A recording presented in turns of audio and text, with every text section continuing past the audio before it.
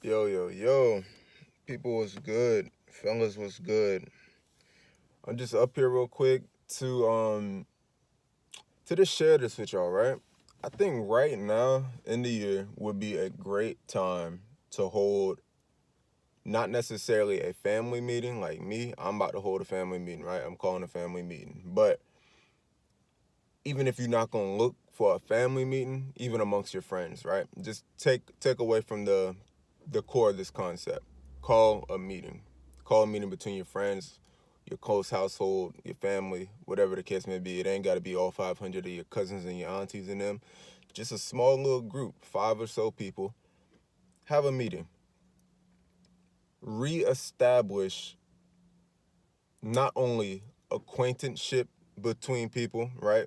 We get so locked into our own little worlds with our phones, with our jobs, with our lives, with school and stuff. And it's kind of, we know it's the design of society and all that stuff, right? To kind of get everybody going down their own little tunnel. So it's important and it's valuable, especially within those in your household and those that you are on a more intimate basis with, and even if you're not, that you would like to be on a more, not even intimate on some lovey-dovey romantic sexual stuff, just intimate as in we're good friends, we're close friends, right? We care about each other and like that. Have a meeting, discuss your goals, right? This is what I wrote. This is some things that I want to cover in the meeting that I'm going to have with my fam, right? We're going to talk about our goals that we want to accomplish by the end of this year. We're at the halfway point. Share, okay, what's a big vision that you have for life, something that you want to accomplish from your outside looking in, and with love, right? With always with love. This is about love. From the outside looking in, give somebody else in the group, in the meeting, a critique that you think would help them in their own advancement.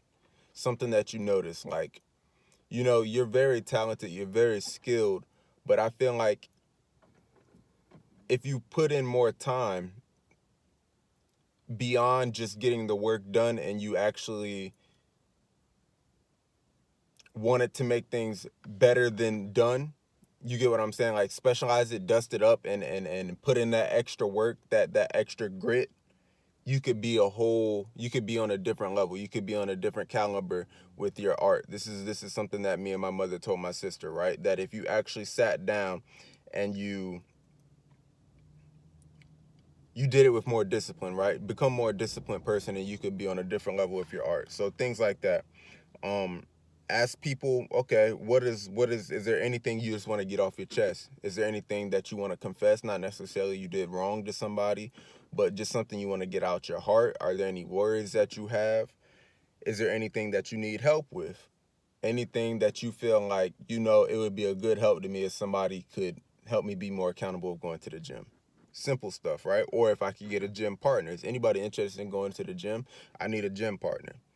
Let's be complimentary, right? Complimentary. There it is. Say good things about one another. It's real good that you did it. I think it's admirable that you did it, et cetera, et cetera. And then just share something that you recently learned or you're actively looking to apply to your life, right? This doesn't need to be some big life-changing meeting where we're trying to sort out what's your long-term goal, your 3 month plan, your five. It's not about that.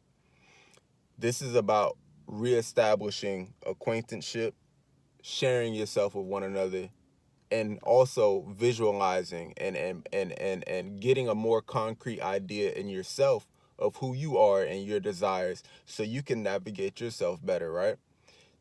Reestablishing community, the family unit, or necessarily friendship, right? You got your friend group, you ask your friends, hey, you want to come together? I know you may not know my homeboy right here. He's good people. I trust him. You may not know my homegirl right here, but she's good people. I trust her, right? This is something that men in the community need to be doing. Young men, older men, younger men, right? We need to be the ones that are really looking to establish community groups, build community, enrich community, right? The job of a king, and I'm not saying I'm a king or anything like that, but from what I read in a book, is that the job of a king isn't necessarily to be served by his people, by his subjects, but it's to serve his subjects. It's to enrich his subjects. He comes down and says, what are the needs of my people, right? A word I got this morning when I was in the shower was A man sees broken walls and he calls for repairs. Boys play in the rubble. What does that mean? So in our society, there's a lot of broken down walls. There's a lot of just destruction, not only in morality and in ethics and things of that nature, and with people feeling like they can trust one another. But so we have all this destruction, and there's a lack of men, right? This is why society kind of feels so like, what are we doing? What's wrong? Like, can we really get it together? Because there's a lack of men. There's adults, right? There's adult males, but there's no men that are like, yo, fix that. Yo, get that in order, right? That's dad's job. Everybody was raised without their dad, all these single parent households and stuff like that. We got toxic masculinity. Where's toxic femininity? That should let you know that's an agenda right there. Throw that out the way, right? They're trying to get this whole masculine figure, this male role model. God is a male. God is father. They're trying to get all this masculinity out the way, because it's masculinity that sees these broken walls and it says, all right, I need you to go and da-da-da and get that in order, and I need you to go over here and da-da-da and get that in order, right? This is what they're doing in the book of Nehemiah. They're rebuilding the walls of Jerusalem after they got tore down, and they're hiring and conscripting all these people and saying, you go build this gate, you go build this gate, et cetera, right? But what we have now is all these broken down walls and debris everywhere, and little boys just taking advantage of it and playing around. Nobody knows this and that. Nobody knows which direction to go. So now you have all these little boys running around playing in the rubble. So we're scamming, right?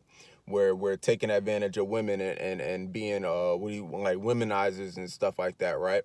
And you can have fun and take advantage of it for a while until now you just turned the environment toxic, and now that's what we're living in now, right? The environment has turned toxic from the little boys, our parents' generation, and some a bit like, our uncle generation, and then when they're out there being dope boys and freak Nick and all this stuff, right? Like, I know what y'all was doing. So now it's turned into this more toxic environment where now even the women are playing in the rubble. Right? Now the girls out here playing in the rubble and doing their dirt, and the guys are like, these girls are dogs and this and that, because this is what happens. So call for order. Call for order. Not like you're a tyrant, not like you know better than everybody, but call for people to come in.